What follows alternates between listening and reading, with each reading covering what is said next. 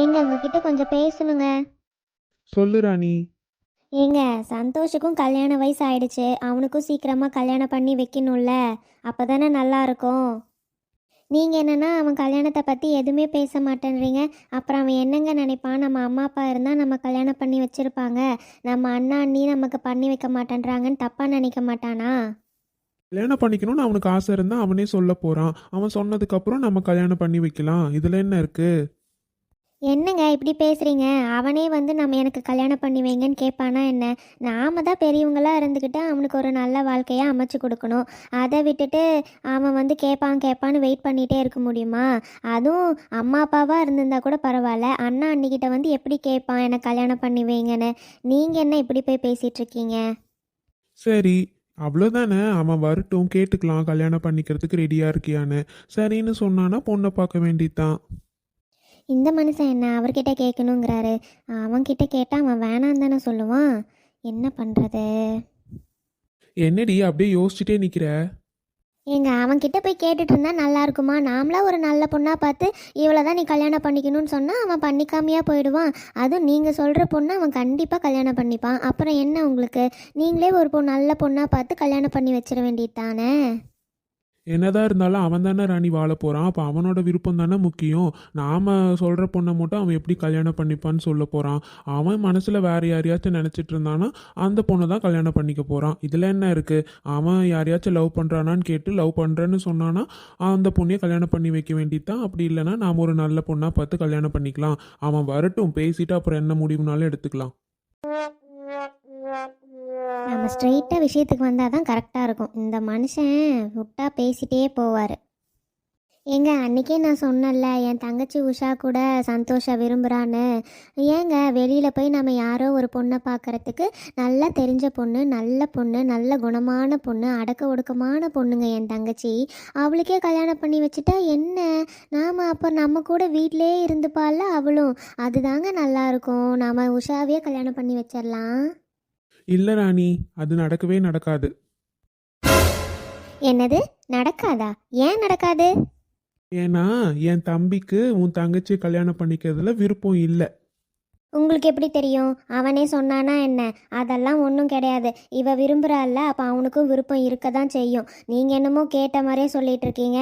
அதெல்லாம் அவனுக்கு பிடிக்கும். நீங்கள் வந்து உஷாவை தான் கல்யாணம் பண்ணிக்கணும்னு சொல்லணும். என்னால் அதெல்லாம் சொல்ல முடியாதுடி.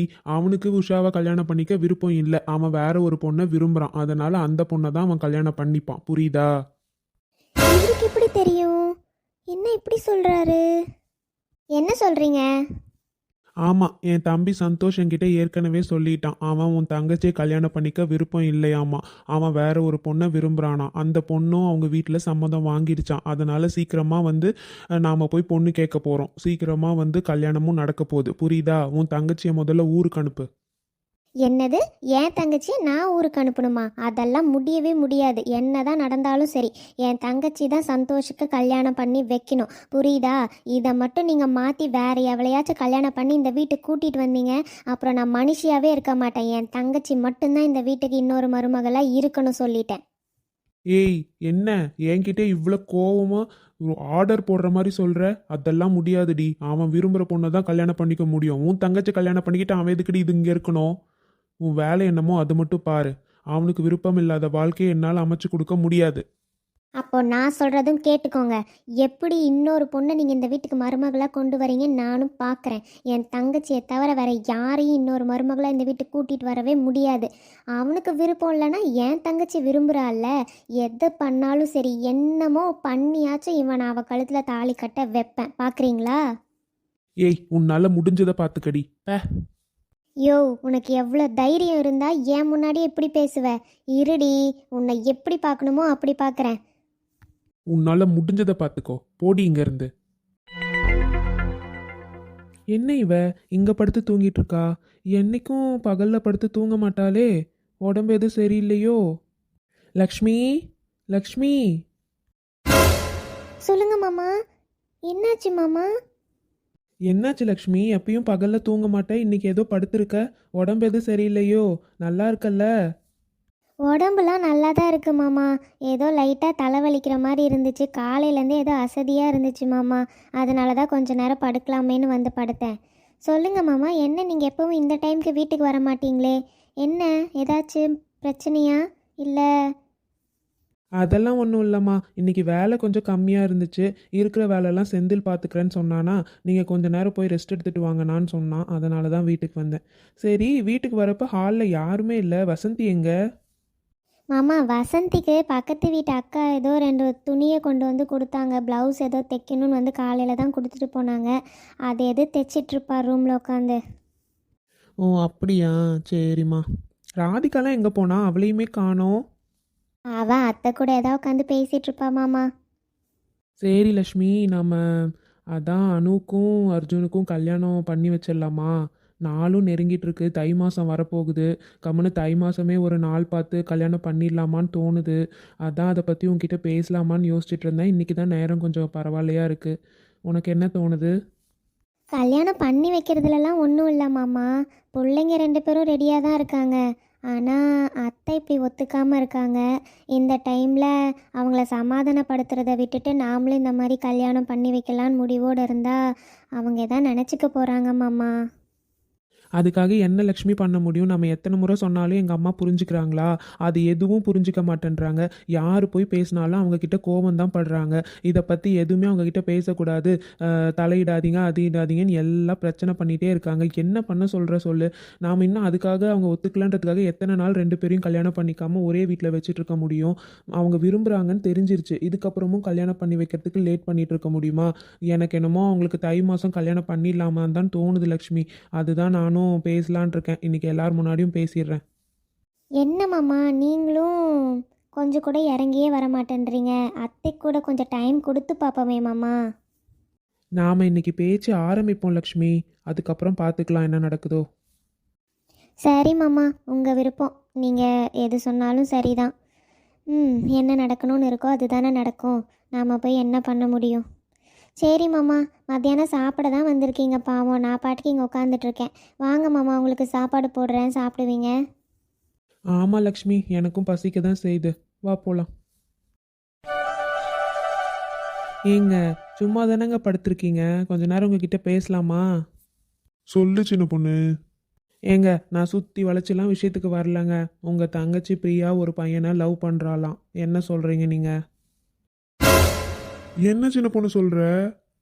இப்போ எதுக்கு இவ்வளோ ஷாக் ஆகுறீங்க? உங்கள் தங்கச்சி ஒரு பையனை லவ் பண்ணுறான்னு தானே சொன்னேன். அதுக்கு எதுக்கு இவ்வளோ ஷாக் ஆகுறீங்க? ஒன்றும் பயப்படுற மாதிரிலாம் இல்லை. அவனும் ரொம்ப நல்ல பையன்தான். இதே ஊர் தான் அந்த பையன். அவங்க 2 பேரும் ஒரே ஆஃபீஸில் தான் 4 வருஷமாக வேலை பார்த்துருக்காங்க. இப்போ ஒரு 3 வருஷமாக லவ் பண்ணுறாங்களாமா. போதுமா? சீக்கிரமாக அத்தை மாமா கிட்ட பேசி சம்மதம் வாங்க வேண்டியது உங்கள் பொறுப்பு. என்ன சின்ன பொண்ணு இவ்வளோ சாதாரணமா சொல்லிட்டு இருக்க? அப்போ அவ அதுக்காக தான் இதே ஊர்ல வந்து வேலை பார்க்குறேன்னு கிளம்பி வந்திருக்காளா? அட ஆமாங்க. பையன் மட்டும் நல்ல பையனா இருந்து போதுமா சின்ன பொண்ணு? அம்மா அப்பா குடும்பம் எப்படின்னு நம்ம பார்க்காம எப்படி நம்ம பொண்ணை கல்யாணம் பண்ணி கொடுக்க முடியும்? நீயும் அவ தான் கேட்குறானா, நீயும் என்னன்னா அப்படி சொல்லிட்டு இருக்க? ஏங்க, எனக்கு தெரியாதா? ஒரு பொண்ணை கல்யாணம் பண்ணி கொடுக்குறோன்னா நாம் எதுவும் விசாரிக்காமல் கொடுத்துருமா என்ன? நீங்கள் இதெல்லாம் கேட்பீங்கன்னு எனக்கு தெரியும். அதனால தான் பிரியா என்கிட்ட சொன்ன உடனே நான் லக்ஷ்மி அக்கா கிட்ட போய் விசாரிச்சுட்டேன். பையன் வந்து ரொம்ப ரொம்ப நல்ல பையங்க. நானே அந்த பையனை நேரில் பார்த்துருக்கேன், நானே பழகியிருக்கேன். நல்லா பேசுவான் அந்த பையன். அர்ஜுன் தம்பியோட ஃப்ரெண்டு தானாமா. அவங்க 2 பேரும் பக்கத்து பக்கத்து வீடு தாங்க. ஆனால் என்ன ஒன்று, அந்த பையனுக்கு அம்மா அப்பா இல்லை, சின்ன வயசுலேயே இறந்துட்டாங்க போல். அண்ணாவும் அண்ணியும் தான். அண்ணாக்கும் முதல் ஒய்ஃப் வந்து இறந்துட்டாங்களாமா. 2வதாக வேற ஒரு ஒய்ஃபை கல்யாணம் பண்ணியிருக்காங்க. என்ன பிரச்சனைனா, அவங்களோட தங்கச்சியை வந்து இவனுக்கு கல்யாணம் பண்ணி வைக்கணும்னு ஒரே முடிவோடு இருப்பாங்க போல். அந்த பிரச்சனை தான் அவங்க வீட்டில் இருக்கும் போல். மற்றபடி நம்ம பொண்ணு அங்கே போனால் எந்த பிரச்சனையும் இருக்காதுங்க. நம்ம பொண்ணுக்கு இருக்க திறமைக்கு நல்லா பார்த்துப்பாங்க. ஒரு கவலையும் இல்லை. ஓ அப்படியோ? நீ எல்லாத்தையும் விசாரிச்சிட்ட போல. பரவாயில்ல, நீ சொல்றதெல்லாம் பார்த்தா நல்லா தான் இருக்கு. ஆனா அவங்க அண்ணனோட ஒய்ஃப் எப்படின்னு தெரியலையேம்மா. நீங்கள் வேறங்க, அந்த ஒய்ஃபு சரியான ஆள் தெரியுமா? எல்லார்கிட்டேயும் இந்த ஊரில் சண்டையாமா. யார்கிட்டேயுமே நல்லபடியாக நடந்துக்கவே மாட்டாங்களாமா. எதுக்கு எடுத்தாலும் பிரச்சனை பண்ணுவாங்களாமா. ஆனால் என்ன, அது பாவமே அந்த வீட்டில் இருக்க முதல் தாரத்து பொண்ணு தான். அந்த பொண்ணை இவ்வளோ தான் கொடுமைப்படுத்துவாங்கன்னு இல்லைங்க. என்னென்ன பண்ணணுமோ எல்லாம் கொடுமைப்படுத்துகிறாங்க. அதை நினச்சாதான் கொஞ்சம் கஷ்டமாக இருக்குது. சரி சின்ன பொண்ணு, நீ இவ்வளோ தூரம் சொல்ற. நானும் விசாரிச்சு பார்க்குறேன். எனக்கு ஓகேன்னு தோணுச்சுன்னா அம்மா அப்பா கிட்ட பேசுகிறேன். இல்லைன்னா நான் பேச மாட்டேன். சரியா?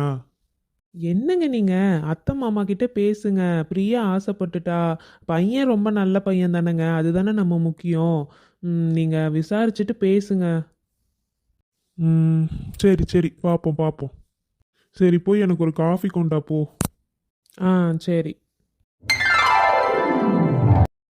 ஹாய் ஃப்ரெண்ட்ஸ், எல்லாரும் எப்படி இருக்கீங்க? நிச்சயமா நலமா இருப்பீங்கன்னு நம்புறோம். இந்த வீடியோ உங்களுக்கு பிடிச்சிருந்தா லைக் பண்ணி ஷேர் பண்ணுங்கள், மறக்காமல் சப்ஸ்கிரைப் பண்ணுங்கள். இந்த வீடியோ பத்தின கருத்துக்களை மறக்காம கமெண்ட்ல சொல்லுங்க. நெக்ஸ்ட் வீடியோவில் நாங்கள் உங்களை பார்க்க வரோம். Bye, பாய் friends. ஃப்ரெண்ட்ஸ்.